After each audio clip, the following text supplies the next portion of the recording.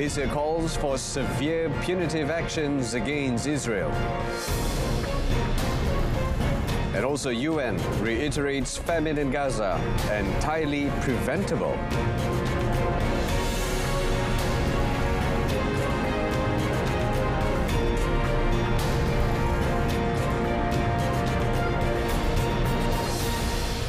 Hello, good afternoon and salam Malaysia Madani. Thanks for joining us. I'm Brennan Lepal.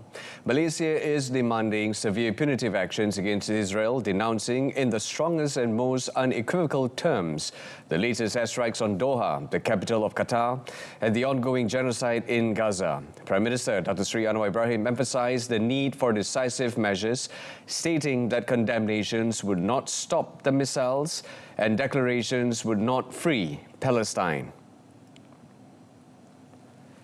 He said the indiscriminate bombing of a sovereign state's capital was lawless, barbaric and indefensible, stressing that it amounted to an assault on Qatar's sovereignty, a violation of international law and a reckless provocation that endangered regional security.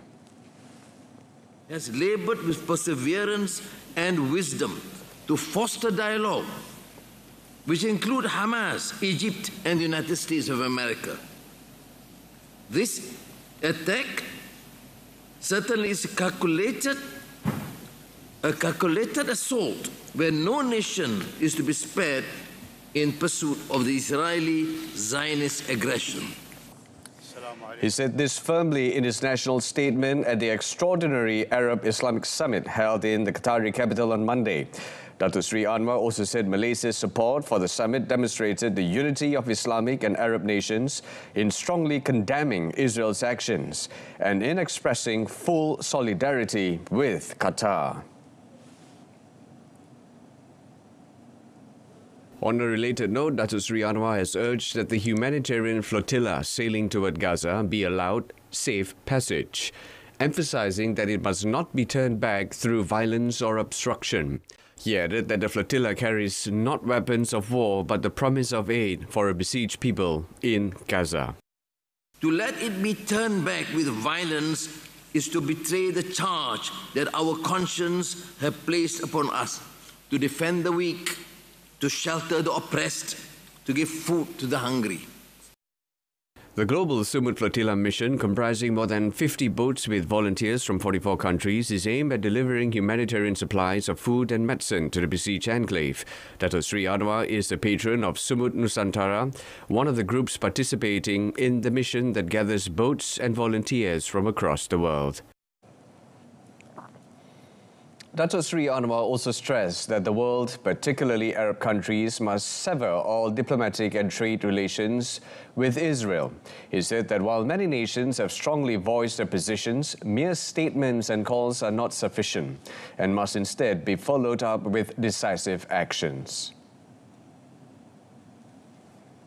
Langkah yang munasabah yang kita mampu lakukan ialah pertama untuk memutuskan segala hubungan diplomatik yang sekarang ini bermula di kalangan beberapa negara Arab. Keduanya memutuskan semua urusan dagang dengan Israel.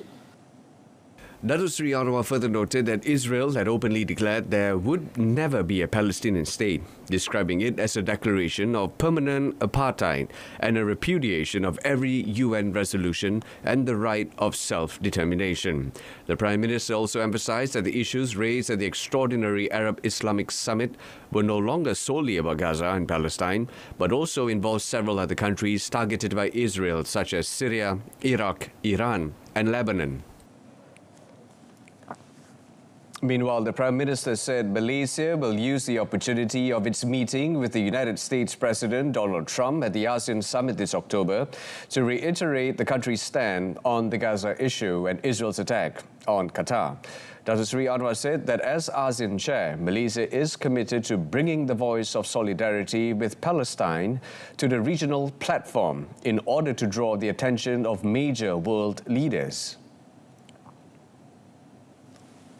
Dalam pertemuan dengan Presiden Donald Trump, Amerika Syarikat, kita akan menggunakan juga kesempatan itu untuk mengajak, untuk beliau memahami sikap dan pendirian Malaysia yang tegas untuk mencapai keadilan bagi semua, termasuk bagi Gaza dan Palestin.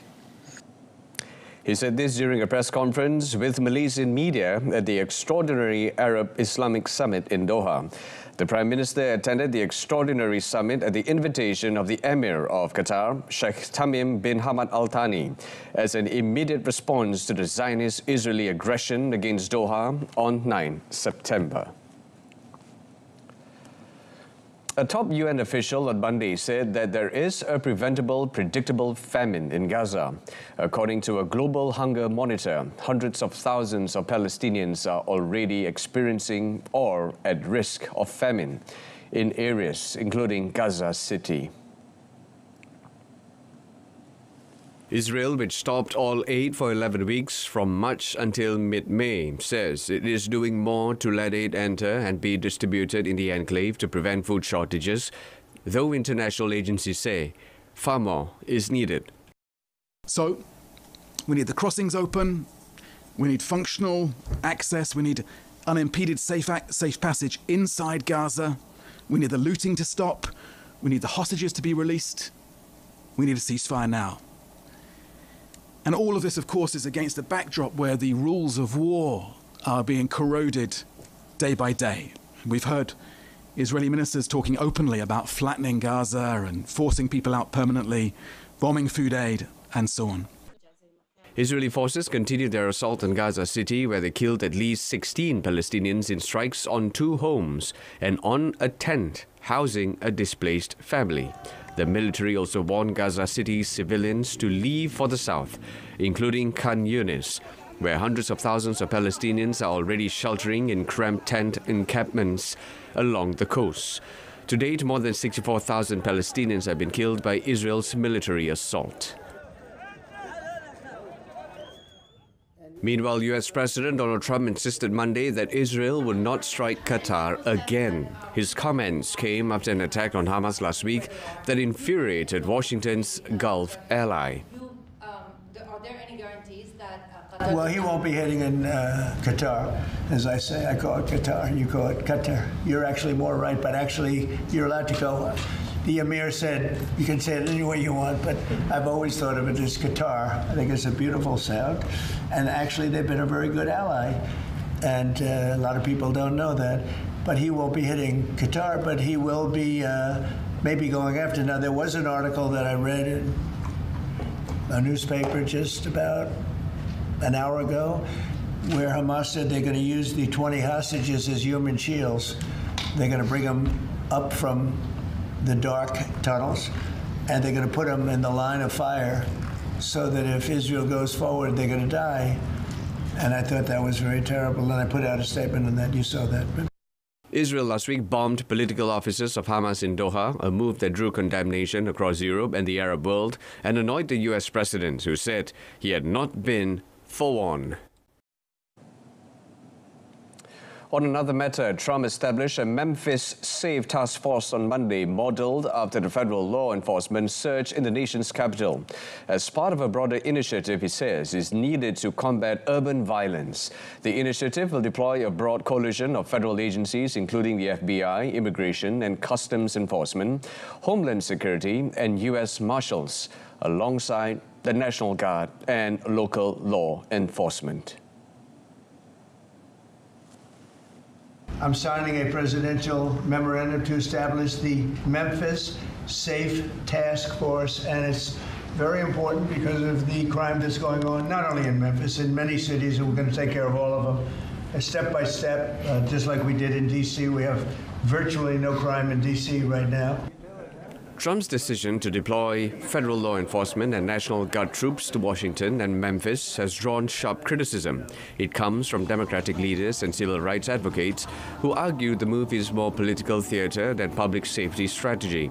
Trump and Republican leaders are aggressively positioning crime as the centerpiece of their political strategy, aiming to galvanize voters around a message of law and order. With federal deployments of cities like Memphis and Washington, D.C., and promises of expanded crackdowns in places like Chicago, the administration is casting violent crime as a national emergency and framing Democrats as weak on public safety. Elsewhere, the Spanish government has cancelled a contract worth nearly 700 million euros for Israeli-designed rocket launches. The move comes after its Prime Minister Pedro Sanchez announced last week that his government would consolidate in law a ban on military equipment sales or purchases with Israel over its offensive in Gaza. The contract awarded to a consortium of Spanish companies involved the purchase of 12 Sealam rocket launcher systems. First reported by local media, the cancellation was formalized on Spain's official public contracts platform on 9 September. The following day, Sanchez unveiled measures aimed at stopping the genocide in Gaza. It includes the approval of a decree imposing a ban on military equipment sales or purchases with Israel.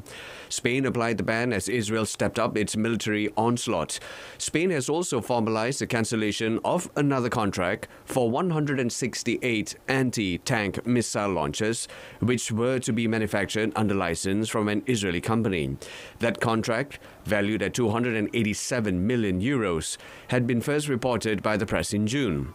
According to local media, the Spanish government is undertaking a broader review to phase out Israeli weapons and technology from its armed forces. Sanchez has emerged as one of Europe's most outspoken critics of Benjamin Netanyahu's Gaza policy.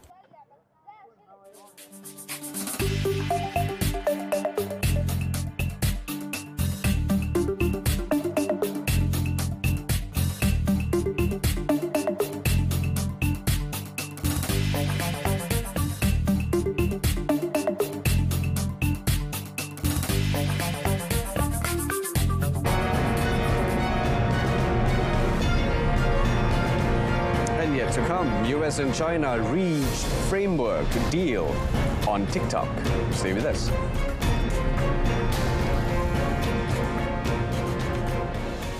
More of that in just a bit, but first, Nepal's deadliest protests in decades erupted, just as the country entered its peak tourist season, dealing a blow to businesses that had been preparing to welcome trekkers from around the globe to experience some of the most iconic trails. Shops, pubs and restaurants lining the neatly organized alleys of places like Tamil, Kathmandu's bustling tourist hub, remain largely deserted on Monday, even after reopening in the aftermath of a violent anti-corruption protest that left 72 dead, over 2,000 injured, and forced former Prime Minister KP Sharma Oli to resign. Nepal's Tourism Authority, hotel owners and trek organizers said arrivals had fallen by 30%, leading to cancellations. Tourists from countries like India, US, China, UK, Germany and Japan start their expedition from the capital, but the dramatic images of burning landmark buildings, including the Parliament and Hilton Hotel, have led to many countries issuing advisories to avoid non-essential travel to Nepal. Tourism, which sees 1.2 million annual visits, contributes nearly 8% to the country's over $40 billion GDP, according to Nepal's government figures.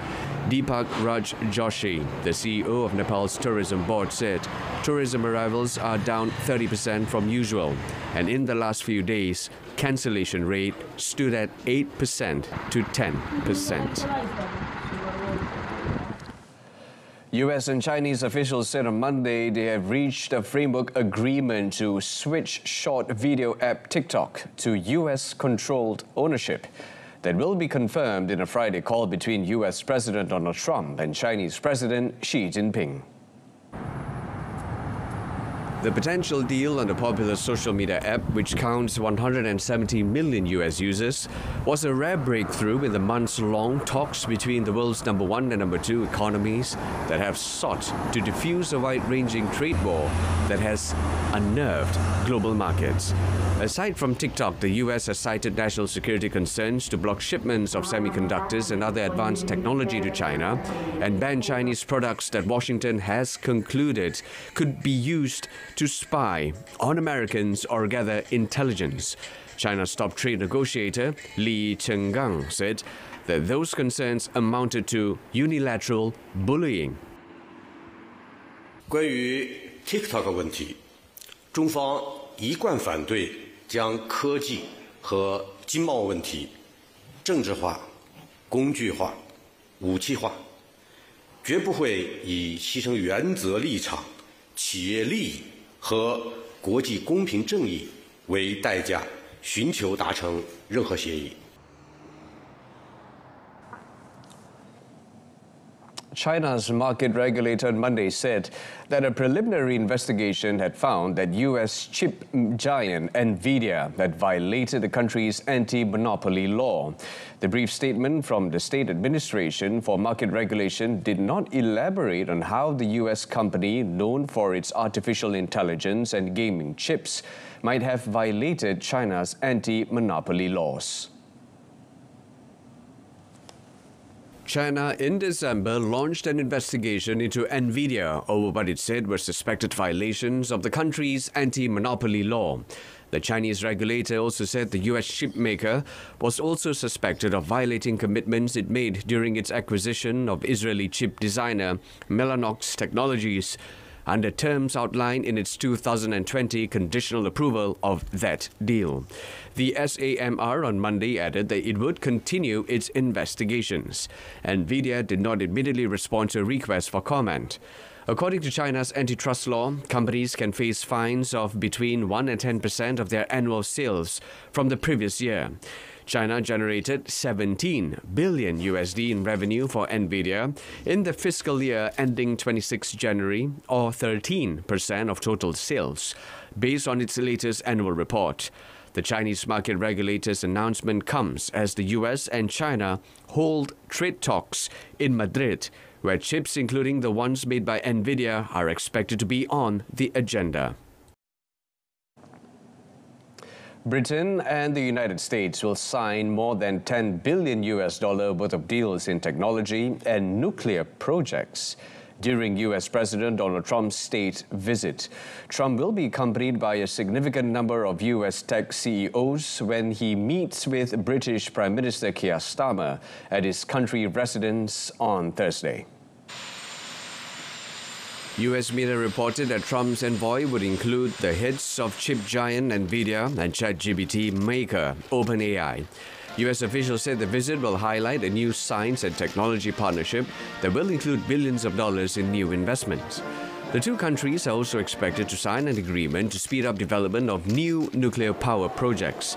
The partnership promises faster regulatory approval and several new private sector investment deals for nuclear projects as the UK strives to meet net zero carbon emissions and energy security targets.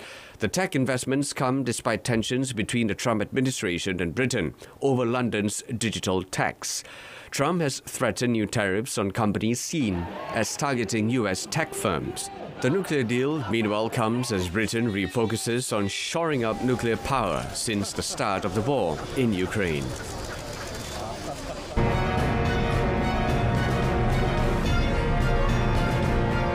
And in sports, world record breaker Duplantis takes Tokyo gold. Stay with us.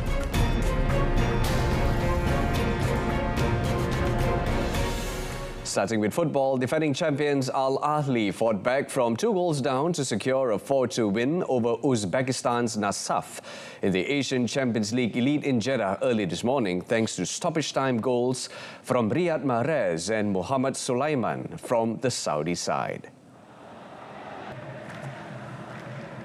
The holders found themselves 2-0 down at the break thanks to 2 goals from Kusain Nurchayev. Merih Demiral gave the ball away just after the half hour and the striker made no mistake. Then, 4 minutes before the break, the 23-year-old ran on to a through ball and slotted past Edouard Mendy from the right side of the area. Al Ahly threw everything at the Central Asian visitors in the second half and were given a lifeline after 65 minutes. Abduvohid Nematov came out of his area to clear a pass over the top, missed, and there was Enzo Mio to shoot into the empty net. 4 minutes later, and the French midfielder was on hand to score from much closer range, slotting home a loose ball after the away team had failed to clear a number of dangerous attacks. Then 4 minutes into added time, Riyad Mahrez cut in from the right to fire a low shot into the opposite corner, and there was still time for Mohamed Sulaiman to add a fourth and seal a dramatic victory.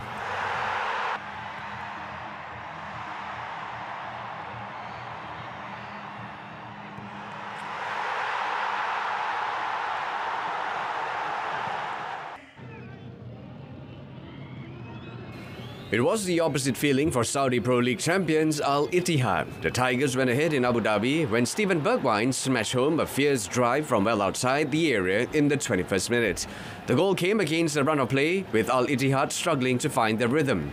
It didn't improve as the Jeddah Giants were reduced to 10 men 8 minutes before the break, as Mohanad Al-Shanketi saw red for a foul on Facundo Krupski. The hosts finally got the goal they deserved just after the hour. Omar Krebin scored plenty of goals for Al Hilal and the Syrian-turned provider, passing for Caio Canedo to slot home from close range. Al Ittihad looked like going back home with a point, but that was snatched away in the 98th minute. Predrag Rajkovic saved a close-range header from Alaeddin Zuhair, and there was Lucas Pimenta to fire home the rebound.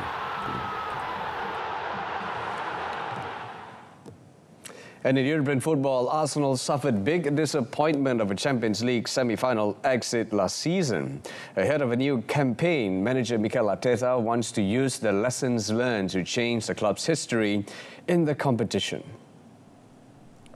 Arteta's side lost to eventual winners Paris Saint-Germain, ending their hopes of winning European club football's biggest prize for the first time.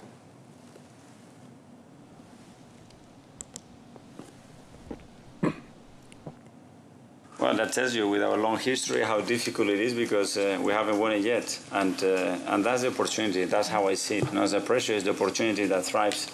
That energy, that willingness to be better every single day, to make decisions that are in that direction, and every decision, then if we win not that much, every decision has to be with that standards and with those expectations, and let's give our best chance to try to do it. Their best Champions League finish was runners-up to Barcelona in 2006, but with a much deeper squad available this season, Arteta appears more confident.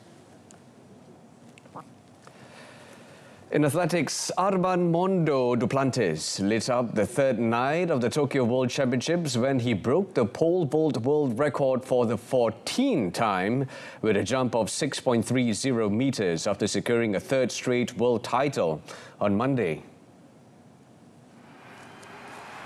The gold medal was already in the bag and all the other events finished when the American-born Swede had the bar raised a centimeter higher than the record height of 6.29 meters he managed in Budapest last month. He failed by the narrowest of margins at his first two attempts, but roared on by a packed house at the National Stadium, slid over the third with the bar giving a slight wobble before settling. The stadium exploded as the 25-year-old raced over to celebrate with his family in the crowd before being mobbed by his delighted rivals. Greek Emmanuel Karales, bronze medalist behind Duplantis at the Paris Olympics, secured the silver medal with a jump of 6 meters, but failed at 6.10, 6.15 and 6.20 meters as he tried to put some pressure on the reigning champion. Australian Curtis Marshall matched his personal best with a jump of 5.95 meters to win a second world bronze medal after sharing third place with American Chris Nielsen in Budapest 2 years ago.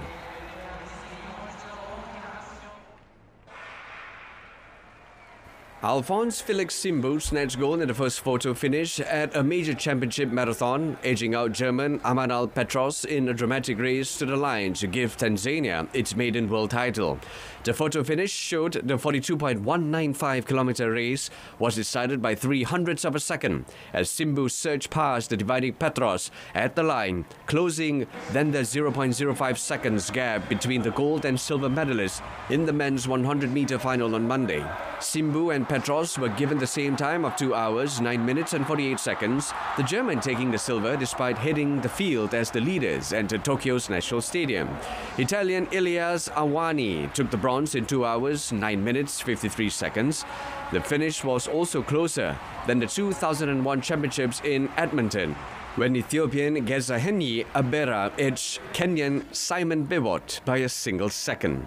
South African Joshua Tuwane won the closest Olympic men's marathon by 3 seconds from South Korean Lee Bong-ju at the 1996 Atlanta Games. It was the first global title for Simbu, who won bronze in the marathon at the London World Championships in 2017 and finished second in the Boston Marathon in April.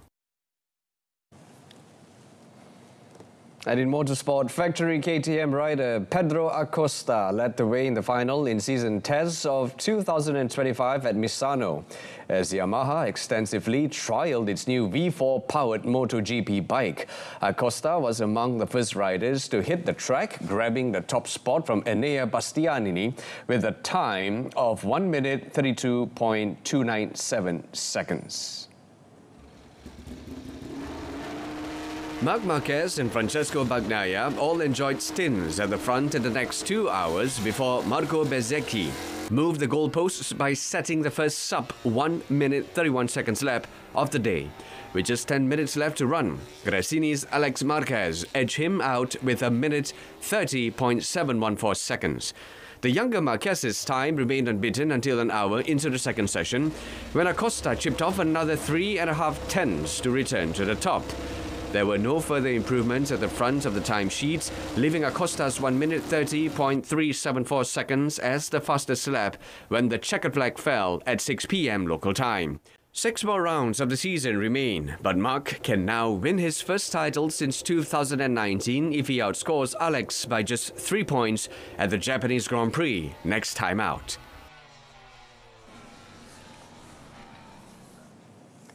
Spanish Prime Minister Pedro Sanchez called Monday for Israel to be barred from international sport over the Gaza war. He said Israel should be penalized just as Russia was over its invasion of Ukraine. Hasta que no cese la barbarie, ni Rusia ni Israel deben estar en ninguna competición internacional más.